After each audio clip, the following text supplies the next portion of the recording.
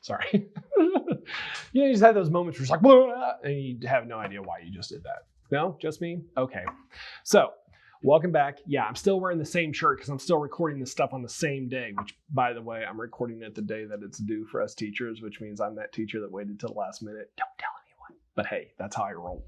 So, you've already taken a look at the French and Indian War. You've gone through the analysis of that, the impact on the different people groups, right? Yeah, good. I'm glad you're being an awesome, studious student. Now, we're going to look at the trigger points. This is the flashpoint. This is the final straw. This is why we go to war. This is just more stuff. Yeah.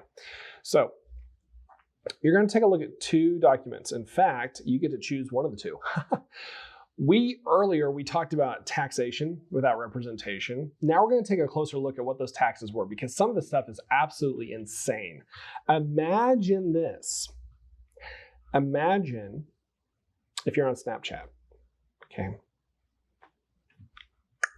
Imagine if you're on Snapchat, and every time you send a snap to your BFF or your boo, you have to pay for it. That would get annoying, right? So that's exactly what happens with these guys going on in history. One of the acts you're going to find is what's called the Stamp Act. Remember, in the 1700s, guys, there's no electricity at this point. There's no automobiles. There's none of that kind of stuff. So like, chill.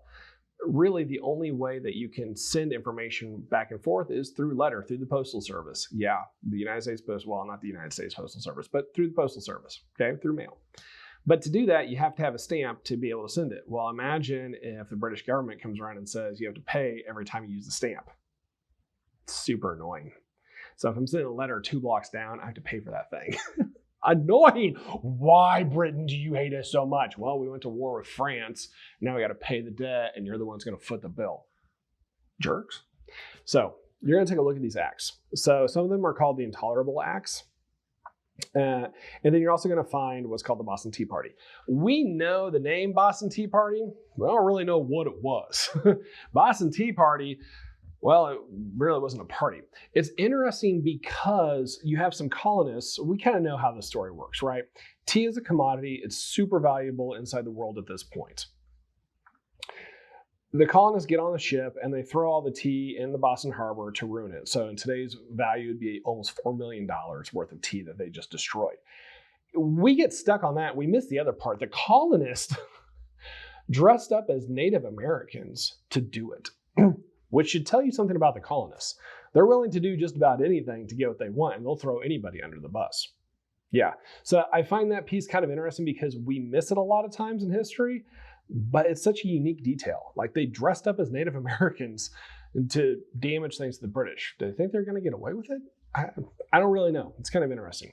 So choose one of the two documents, either the Intolerable Acts or the Boston Tea Party. All right. Your task. Well, there's a couple tasks. Inside this research area, read the directions. It says you need to annotate this. All right. When we annotate, here are some questions I've heard over the years. How many annotations do we need? Can I just highlight it? Okay. Answer 1. I don't care how many annotations you need. There is no magic number to this. My response will always be the same. Your annotations should be enough to reflect that you are knowledgeable on the content. If that means that it takes 5 and you're like, got it mastered, cool, you better not screw up the assignment. If it takes you 25, cool, better not screw up the assignment. Do what you need to do for you. Part of the education process is learning what is essential for you as a learner, because everybody's different.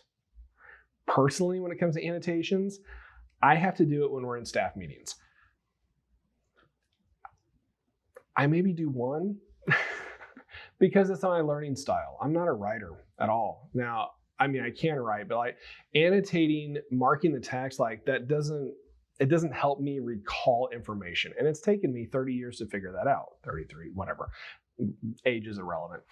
Instead, I'm a person who got kicked out of class all the time because if I could talk to the person next to me, oh my gosh, did you know about these intolerable acts? Check these out. There was a coercion act, there was a stamp act, there was I hate your mother act, there was a quartering act. Like, if I can talk to somebody about it, I'm going to retain it, which means me talking to this magical video is actually helping me retain information too.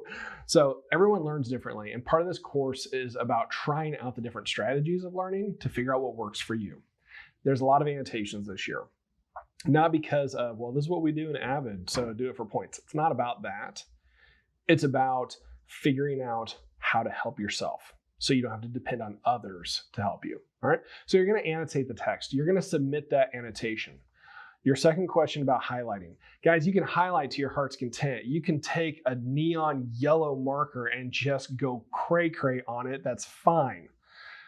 But you need to understand this. Anything you highlight, you need to be able to write down why you highlighted it. Why did it stick out to you? Because otherwise, I don't know your thought process. I can't read your mind. And that's probably a good thing.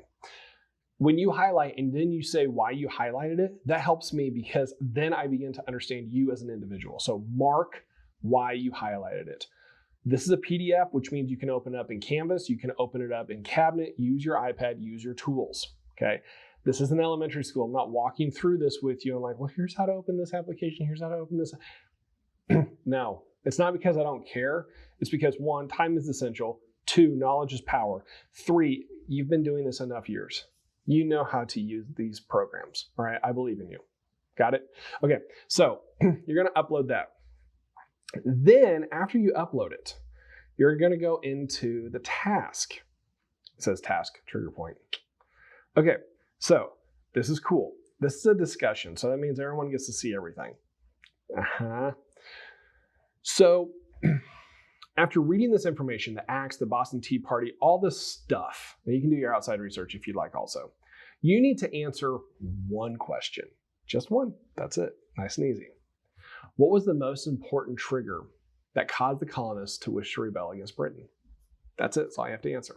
Now, I scripted it for you a little bit because remember, you have to have evidence in order to get credit. Otherwise, it's not going to happen because it's just opinion. So you can write it like this. I believe the most important trigger point for the rebellion was insert what you think it was. This was important because you're going to explain why. According to insert that source, it says, throw in a quote, this supports my stance because, and sum it all up. All right, go ahead and rewind that and watch that again if you need to. Use scripts if necessary. There's no like missing points on stuff like that. Support your opinions with evidence. Cannot express that enough. Once you get all that done, submit it in your discussion and you get full credit. That's simple. Okay, you guys know how to contact me. You know what to do. So, peace. Yeah, have a good day, guys. Good luck.